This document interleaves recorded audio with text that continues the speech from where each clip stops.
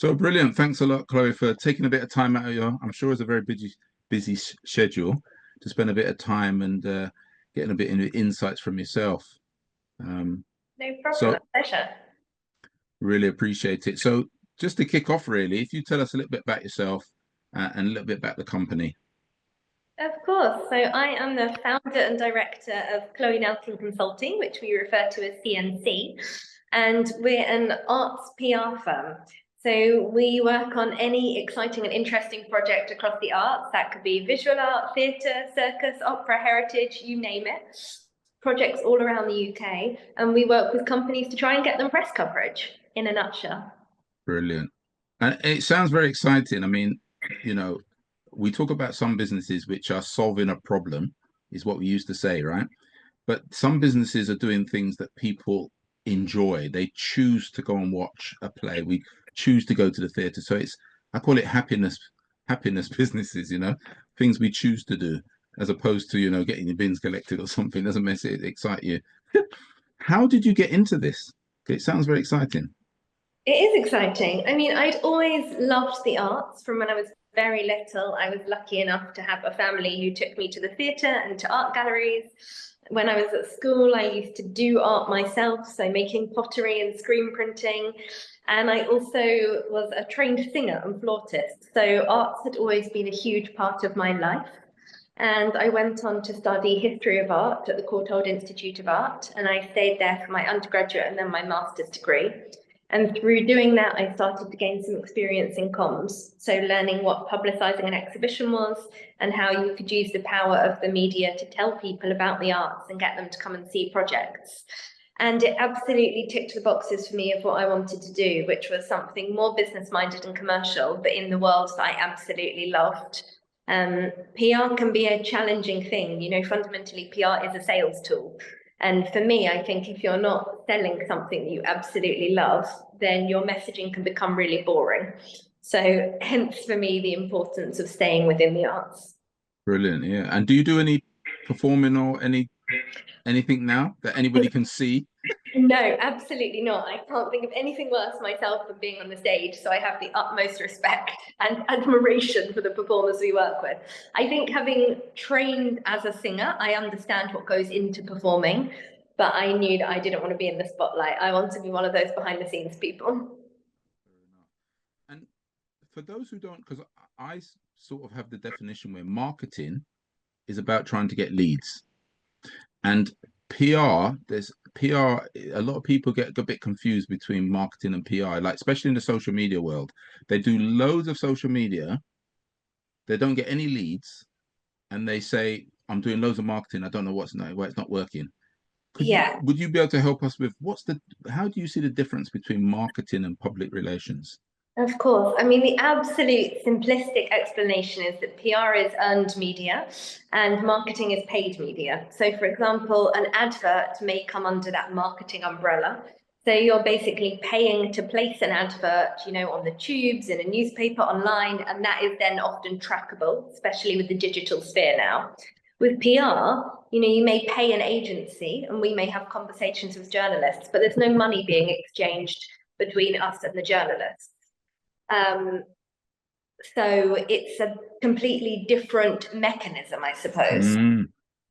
So you've got to convince them it's something worthy talking about, and hopefully a positive message as well, of course, which is Yeah, very different from you just putting it out yourself. yeah, Yeah, no, that makes sense. yeah, that's exactly it. So we have to convince the people we're working with that what we're doing is valuable. Brilliant. Okay. And what would you say makes you stand out from your competitors? Oh, I mean, I think the fact that we do really love what we're doing. I'm sure that everybody who works in the arts sphere says that, but everybody who works for me comes from some kind of arts background, whether it's art history like me, English lit, drama. They've been always going to the theatre and art galleries. They absolutely adore this sector. But I think what else makes us stand out is we really try and have a personalized approach.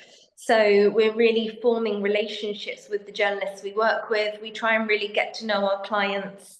so that we know where do they want to be written about, what's the important story behind their production, and then we try and convey that to the journalists. So we're not just going for a blanket approach where we mail merge or BCC out a press release. We're trying to really connect with the people that we're working with and make sure that personal messaging is conveyed. Also, when we spoke, you mentioned that you're broader as well, that some are very narrow, just do theatre or just do one avenue. You seem to do quite a wide range of arts. Yeah, most definitely. So we work across the arts. So we are still very much arts, and that focus is important to me. You know, we're not going to go and suddenly do a sports team, for example. That arts focus is important. But because we are cross arts, like I said at the beginning, that could be theatre, visual art, opera, circus, heritage sites. I think it means that we have some broader conversations with journalists. So we're not just calling up a member of the press and going, oh, here's another theatre show, here's another theatre show. No matter how different those projects are, if someone, you know, isn't covering theatre for a week, for example, we're still able to have a conversation with them about another project that we have. Brilliant, yeah. And of course, whilst you're clearly, you know, very good and very strong in the PR, you still got to run a company. You know, you got to do the day-to-day running a company, which is your company, not just what people see outside. Yeah, What sort of thing? Yeah, what have you learned from that journey about being a founder and being a CEO of a company? I mean, it's a lot to do. Yeah, I mean, it's hard. I think a lot of my day to day now is running a company, like you say. So, not so much getting into the nitty gritty of account. And it's very rare that I act as an account manager now. So, I'll often be going out and meeting with new companies, going out to check things out, to see how works are developing, keeping on top of industry topics so that I can really share that with the team. So I suppose what I've learned is the importance of conveying my knowledge to the people that I work with. Like I've run the company for nearly 15 years now. I've been in this sector on and like for 20 years, really, if I think about, you know, when I started doing work placements while I was still at school. So it's looking at what I've learned over the time, my knowledge of how the industry's changed, my knowledge of what people want. And that's what I try and really bring to my day-to-day running of the company. Brilliant. Do you have a typical day, or is it very untypical? It's very untypical. So, you know, my days tend to revolve around meetings. And that could be, you know, chatting to people on Zoom, them coming into the office, going out and about for meetings. But my days are very random, I suppose. I could often be traveling over the country to see clients' work or to be involved in launches of shows. I could be up in Edinburgh, where we also have an office, meeting with clients up there. I could be going to a rehearsal room to check out a show that's being developed that we may be working on in 2 years' time, mentoring team members, interviewing staff. My days are all over the place, which is exciting and amazing, but can be tiring. Yeah, I can imagine a lot of work. And just between me and you, do you ever get some good ticket offers? You know, you get somebody says, "Come along to our show," and you think, "Wow, this is fun." I'm very lucky with what I get to see. Let's just put it like that. I can imagine you get, you know, a bit behind the scenes stuff as well, which must be nice. Yeah. Yeah, and it's interesting because it is an interesting thing. As a child, I was lucky. My mother was very into theatre. Okay. Um, and growing up where I grew up in northwest London, you know, just a working class kid, we went to the London Palladium to see things like My Fair Lady and The King and I when the top stars were in it.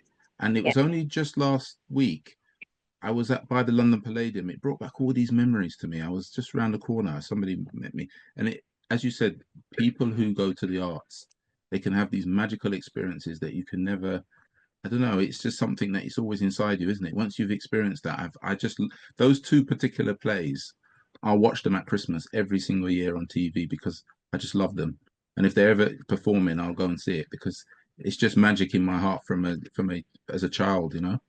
But it is, I think you're right when you say magic, because that's what when you go to the theatre, you watch magic in front of you and you're completely transported into this different place and you watch storytelling happen at its very heart.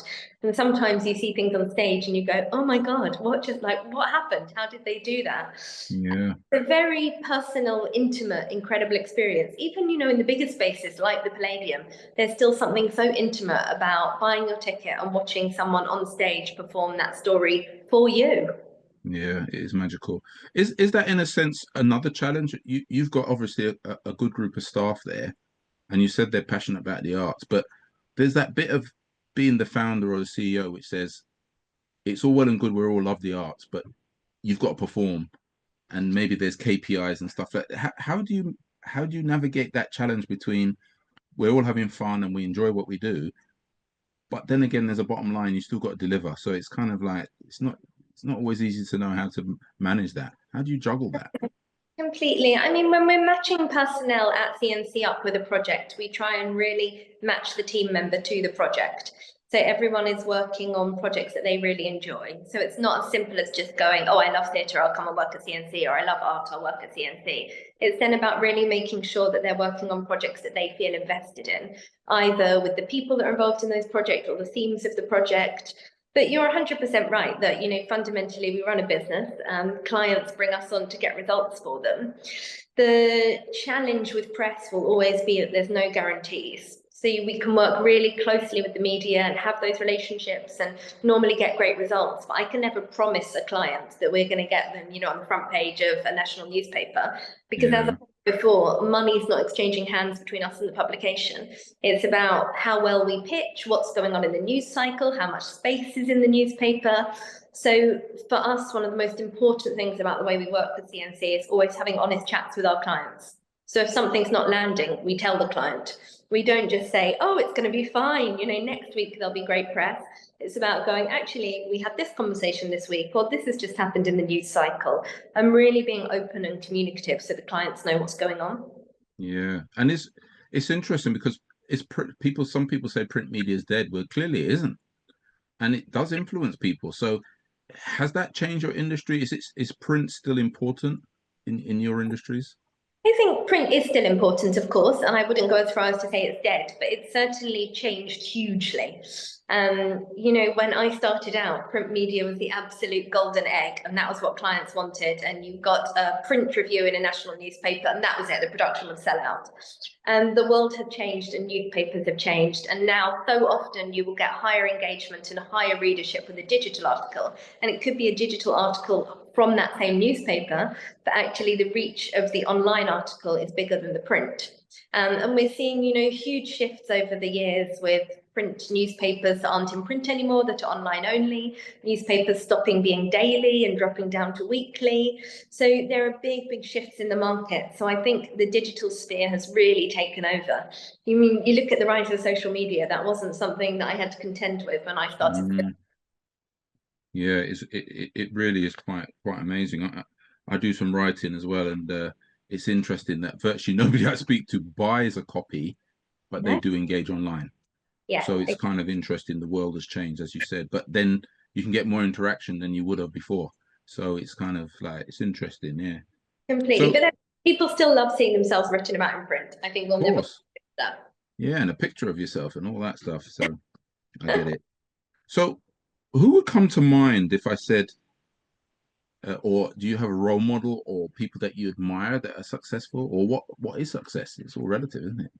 Yeah, I think it is all relative. I mean, I don't think necessarily a role model as such, but I went to a school that really championed empowering women and strong women being at the helm of things. And I think that combined with a very supportive upbringing that submerged me in the arts, it has got me where I am today. So, the founder of my school, it sounds really cliched, but, pioneered the vote for women and suffrage for women. And I think it was being brought up and educated in an environment like that that very much instills this belief that women can do anything. And, girls at the school go on to be leaders. So I don't know if when I was at school, I ever necessarily thought, oh, I'm going to go and run a business. But I was very much brought up with those beliefs and empowered in that way. But Yeah. yeah, as you say, success is relative. And for us, success for different clients looks incredibly different. And I never necessarily had a set trajectory for the business. So I'm hugely proud of where my business is today. But 15 years ago, if you'd have asked me to look ahead 15 years, I'd have said, oh, I don't have a clue. Yeah, I can imagine that. And would you do you see where you would be in 5 years' time, or do you just take each year as it comes? I don't know if it's quite as haphazard each year as it Mm. comes, but I don't think I necessarily have a 5-year growth plan on paper in the way that businesses not in the arts would. So I have goals in my head that I'd like us to meet. I know the types of clients that I'm excited for us to continue working with. But for me, I think it's about doing well for our clients and about job satisfaction. And that's what's really important. It's about keeping the ethos of the company and making sure that we retain great relationships with clients. So that's the business model. And where, as long as we are fulfilling those objectives, where we end up is a nice surprise. Yeah, yeah. No, I hear that. And in terms of, do you have any particular books that you like reading, or is it you do audios, or not really read much? I do read. I tend to read most when I'm on holiday, partly because my days are so erratic, as we said. I can often finish work at 10 or 11 at night, and then I decide to tackle my inbox. So I'm not the best example of the perfect work-life balance, which I'm sure that lots of other company directors would probably say as well. So often when I finish for the day, I'm too tired to read, as much as I absolutely love reading. So I tend to do my reading when I'm on holiday, and I read books that are sort of the dream escapism, or else I love reading autobiographies and learning about people. But I've got a pile of books next to my bed at the moment because I love buying books and then I hoard them until I go away. Which is fair enough. Yeah, some people, as you said, so busy when they do read, it's just escape or something fun and relaxing. Not everybody wants to read, I don't know, Anthony Robbins or some deep philosophical stuff on business I mean, every day of the week. for It it, can be a bit much. yeah, yeah, I need the time. If we could give me another 10 hours in each day, then I'd love to read those things before bed. Yeah, well, you and me are the same. I'd love to have one of those buzzers where you can press a button and time stops. Amazing. I could Yeah, have 7, 8 hours sleep, press the buzzer again, and it's the same time when I get up. Wouldn't that be brilliant? Don't even have to sleep. that would I be don't have to perfect. waste time sleeping. I say that to my wife. Why do I have to waste time sleeping? It uses up a lot of time. It I does. said, I mean, I don't sleep nearly long enough. I love that concept of wasting time sleeping. just press a button, to just Brilliant. pause Yeah. things. I'd love to be able to do that. But yeah, any it's in business. It's difficult, isn't it? That sometimes it's difficult. Sometimes you have phenomenal growth, and it's just like absolutely fantastic, best thing I ever did. And then another day you might be saying, why did I get myself into this? We business owners can have this different views, but from your point of view, is there any mistakes that you would maybe say I could do something differently if I had my time again? Well, I don't know if I would necessarily do it differently, but I think the one thing which, again, is really cliched, but I've really, really learned over the years is absolutely to trust your gut. And I think Mm, a couple of things that I look back on and I question the decision I made or why I took so long to make a decision is actually because I wasn't trusting my own opinion of the situation. yeah, I think so often when you're in the position that I'm in, I've learned that normally my gut reaction to a situation is the right one. And if it seems too good to be true, or if someone seems like a bad egg, they probably are, sadly. So I don't know if I necessarily change anything because all of those decisions that I have made and the course I've done it is why the business is where it is today. But there are a couple of times when I wish that I'd listened to my own internal mechanisms a bit faster. yeah, no, that is interesting. A lot of successful business owners say that as well, actually, about a feeling. It's a bit like relationships in a way, isn't it? Sometimes you look back and you think, I was getting some signals there, but I wasn't listening. Yeah, I don't listen to them in relationships either, so there's maybe a moral of this story. So, but it's a bit harder when it comes to the emotion. Business is a bit colder, but emotions are very difficult, isn't it? Because you, people can make you feel fantastic and all that sort of stuff. Yeah. So, any, would you say there's any particularly big challenges in your industry right now? Yeah, I mean, the arts is an incredibly challenging space at the moment, which is really sad. It's really struggling with funding. all across the UK at the moment. So subsidised buildings, subsidised companies, the funding is just currently not there. And something does desperately need to change within the industry so that we don't lose some really important companies and spaces. I think everybody thought that the arts got through COVID and we didn't see as many closures as we expected, and everyone was like, oh yes, new era, it's going to be great. But actually, I think we're heading into the really troubling times now, especially, with cost of living. People don't have the disposable incomes they maybe once had to buy tickets for the theatre or for art galleries. So the arts is really tough at the moment, and I think that a lot of people are really feeling that. And do you think does it need things like lottery funding? Does it need government funding? It Where would needs it come from? every kind of funding. Yeah, we desperately need the government to put more money in arts. We need other bodies to see the arts as vehicles to fund. Also, there's more philanthropy in other countries within the arts, looking at different kinds of giving. So, I mean, basically, whatever the mechanism is, but the arts is an industry that needs a lot of money. I mean, there are really Yeah. statistics about sort of arts development and how things begin, at these tiny arts festivals or big arts festivals, if you look at Edinburgh, but things start on stage and they become TV and films. They become the next huge things. And looking at what the arts does to the economy, but what is the economy giving back to the arts? So I think we're set for a tough time, but also people who work in the arts are resilient and they are fighters and they love it, which is why they work crazy industry. So we'll get there, but we've got some hurdles to jump through, I think, in the next year or so. That is really no, that's a great insight, because many of us looking from the outside might think, it's quite thriving. We get positive messages about film industry, and gaming is another whole issue. But Britain seems to be doing well on that. But we don't, as you mentioned, in behind the scenes, people could be working on a shoestring, Yeah. struggling to make it work. So we don't really see that side of it. We just see the glamour, and usually the most successful, not the smaller successful ones. Yeah. Of course, so loads of people since the pandemic have left the arts due to, budgets not being there, so salaries or payment on projects being really low. So we've seen so many incredibly skilled people go off and work in other industries. So it's tough right now. And I think people graduating, they don't necessarily want to enter the arts because they view it as an unstable industry. Yeah, interesting. No, that's a really helpful insight. You mentioned you don't have much regrets, which is wonderful. One of the things we talk about in business is a lot of things that are pretty universal. You have to find a market. You got to be able to sell something. You got something to sell. You got to retain clients, or look after your clients. Is there any particular tips you would leave people listening to this interview to say, if you're in business, what message would you give them around, what makes you successful, or what should they do or think about? What message Yeah, would you leave them? it sounds really polite.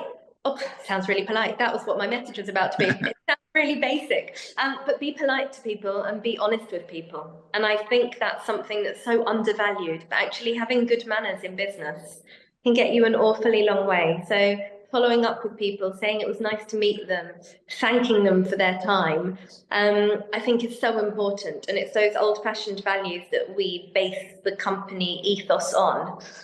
But yeah, also being honest, like I said to you before when we were chatting about, we have these honest chats with our clients. But for us, that's how I think we build up great relationships with our clients. So I think if more people could be honest and polite, maybe the world would be a better place. Yeah, it's really interesting you say that. I have that kind of conversation sometimes with my wife behind the scenes, because working with different business owners, but prospects, how people can, as you said, be very rude in business for no real reason. That somebody contacts you, and then you try and contact them back, and they just don't bother to return your call, and you think, but you contacted me.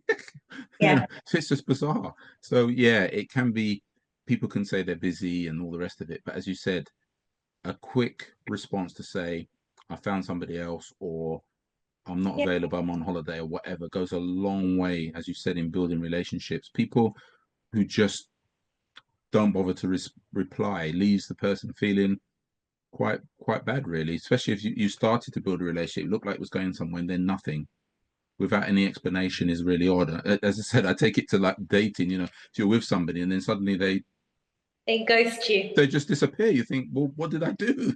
It's Yeah. just It's bizarre. true. So I really like that. That honest, polite, and you said things like as simple as saying it was nice to meet you. I mean, I'm a great believer in the old-fashioned postcard, and Yeah. people love them. When you send somebody a postcard and say, "Hi, Chloe, it was really nice to meet you," people Yeah. love it. If you ring them up, they got it on the desk because they really appreciate it. So I do try and teach that. And you talked about building relationships, which is I think is massive. Some people say the relationships you build is really tells you what sort of person you are. But yeah, But I brilliant. like what you just said in that relationship analogy, because there's no excuse for ghosting in your personal life, and anyone who does that should be ashamed of themselves. So why would you do that in business? It's exactly. Yeah, in business, it's just it's still a human being. It's not a computer. It's a Yeah, human being on the end who's wondering, what did I do wrong? exactly. And you can't. It's very difficult to improve if you don't know what you might have done wrong. At least a bit of feedback and say, look, the price was too high or whatever it is, just helps you develop your business. But if you don't say anything, nobody know that you just, what does that mean? Nothingness doesn't mean anything. You've got no idea what it means. Did I do something wrong, or was it you didn't get the email, or what happened? So Yeah. yeah, no, that's really brilliant. Um, Brilliant insights. I really appreciate it. Saw your energy, which is really nice too. And just want to say thank you for taking time out to share some nice insights and nuggets in your world. Not at all, a pleasure, and thank you for chatting to me. Brilliant. Thank you so much.